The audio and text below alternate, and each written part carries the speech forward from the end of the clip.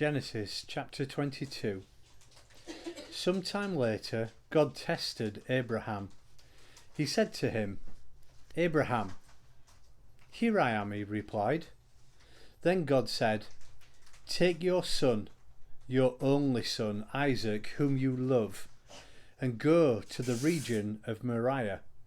Sacrifice him there as a burnt offering on one of the mountains I will tell you about." Early the next morning, Abraham got up and saddled his donkey. He took with him 2 of his servants and his son Isaac. When he had cut enough wood for the burnt offering, he set out for the place God had told him about. On the 3rd day, Abraham looked up and saw the place in a distance.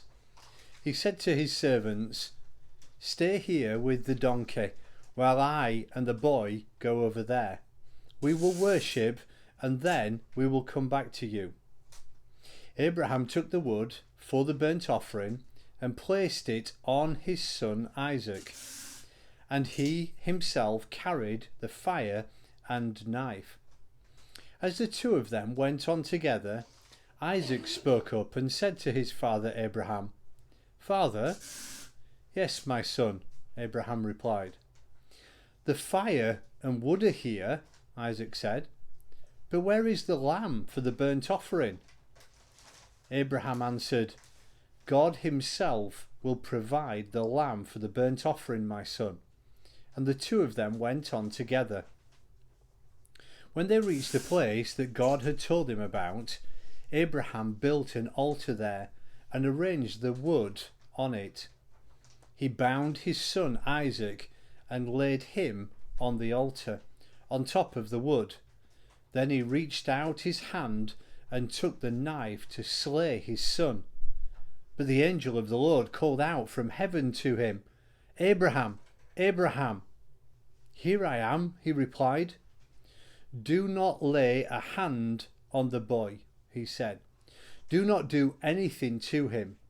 Now, I know that you fear God, because you have not withheld from me your son, your only son."